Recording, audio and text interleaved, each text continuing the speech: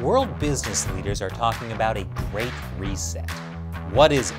And what impact could it have on all of us?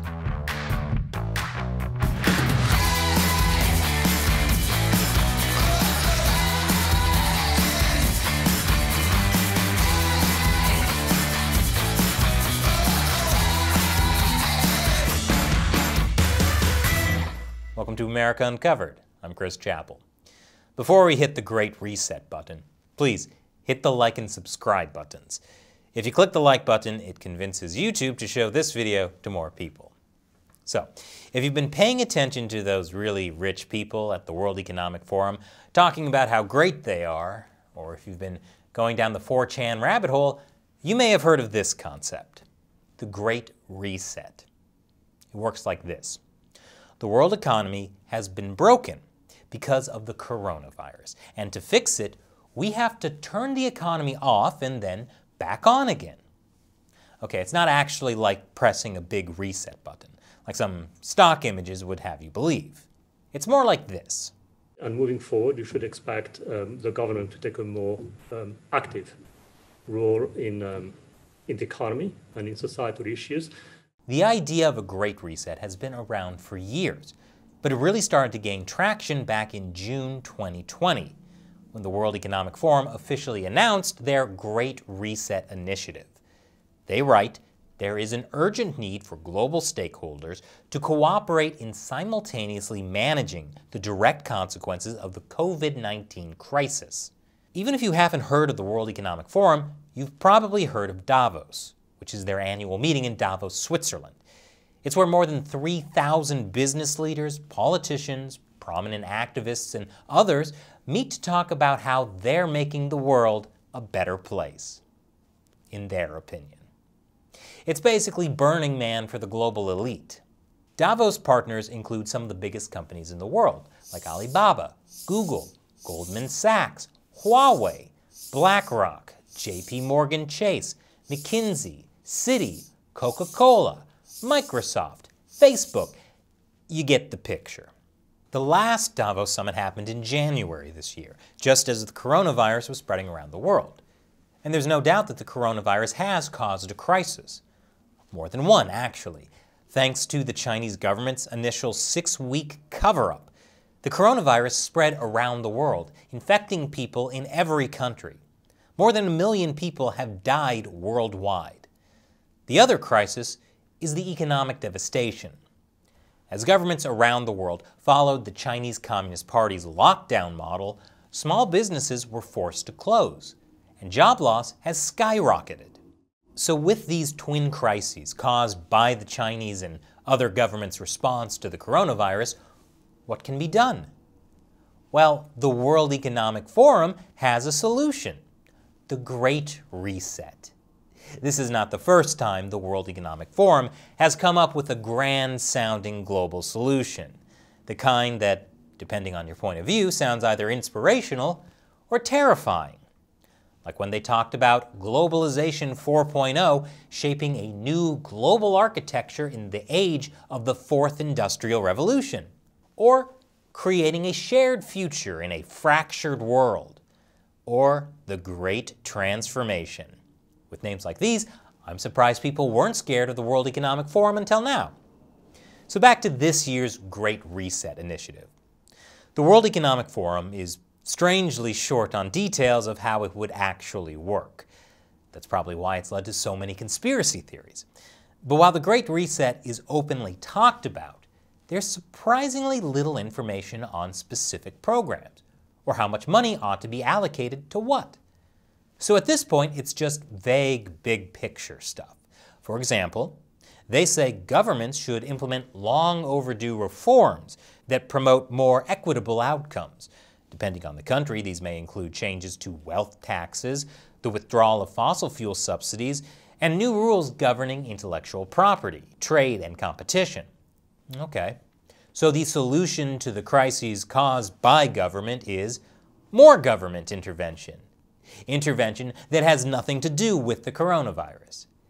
It's almost as if governments want to use the coronavirus as an excuse to do the things they had been planning to do anyway. So obviously, The kind of conservative folk who want small government, low taxes, and property rights are not too happy about that agenda.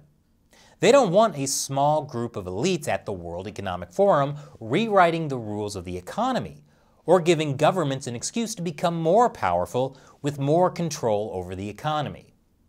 But it's more than that. The World Economic Forum says we must build entirely new foundations for our economic and social systems.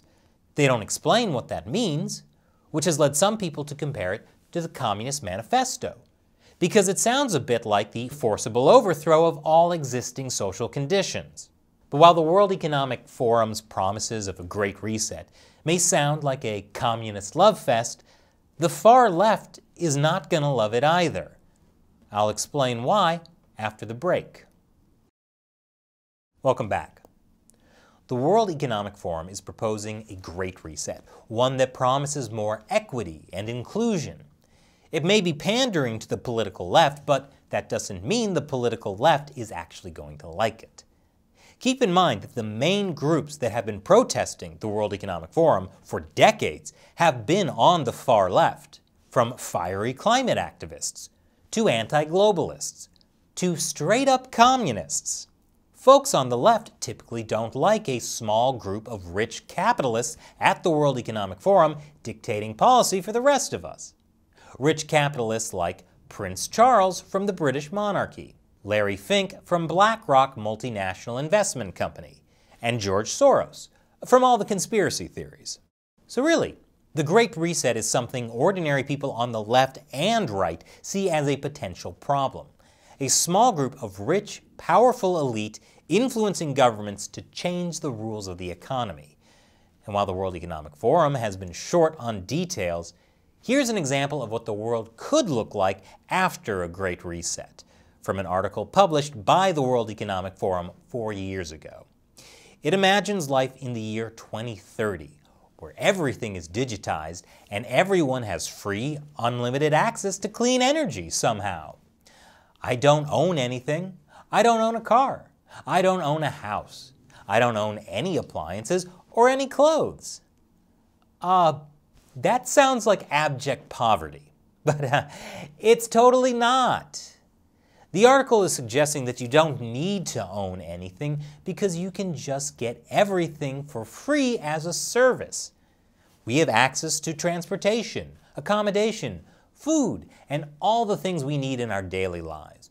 One by one, all these things became free, so it ended up not making sense for us to own much. If that sounds like a beautiful utopia to you, think about it in a historical context. Remember all the governments that promised free stuff? In China, Mao Zedong promised land to the tillers, but as soon as he rose to power, he ended up killing the landlords and forcing people to work on collective farms. Soon, millions of people starved to death. Well, except for the wealthy elite. In Venezuela, Hugo Chavez promised to eradicate poverty.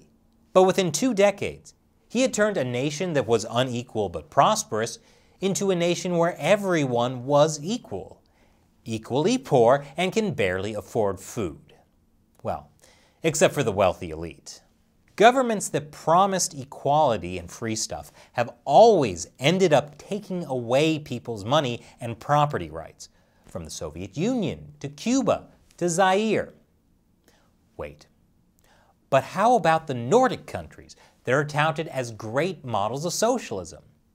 The secret is, they're not socialist.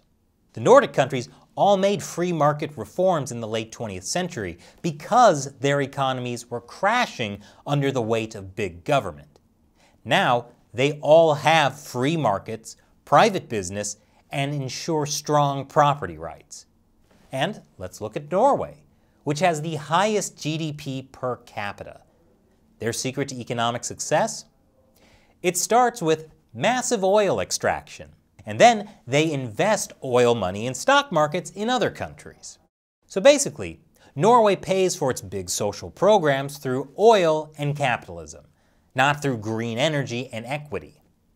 So, back at the World Economic Forum, when they talk about so-called equity, and when they talk about a green recovery, keep in mind, this is being said by a small group of elite billionaires who are flying to their meeting in Davos on thousands of private jets. When they talk about a great reset, do you think they really want equality for everyone? Seriously, who on earth would put their hopes for a greener and more equitable world in the hands of governments and the wealthy elite? Do you think that will benefit everyone? Or do you think it'll benefit the governments and the wealthy elite? Sure, they still haven't given us any details on what the Great Reset actually is. But I know one thing. If it happens, the rest of us are not going to like it. But the real question is, will it actually happen? Are governments and multinational corporations actually pushing for a Great Reset? Or is it just inspirational/terrifying marketing speak for people who go to the World Economic Forum to feel good about themselves? After all, the World Economic Forum has been using similar language to the Great Reset for years. Like here, where they talk about how the underlying systems are broken and a major rethink needs to take place to move in the right direction to realize a global vision for a more sustainable and inclusive growth model for the world and future generations. That's from their Great Transformation theme back in 2012. And it reminds me of the time I forgot to finish an English paper in college and ended up staying up all night to turn my 2-page essay into a 10-page essay, with the help of lots and lots of Red Bull. My point is that the World Economic Forum's rhetoric sounds great, but it says nothing. And that's probably the best case scenario. What do you think of the World Economic Forum and the Great Reset? Let me know in the comments below. I'm Chris Chappell. Thanks for watching America Uncovered, and remember to like and subscribe to this channel.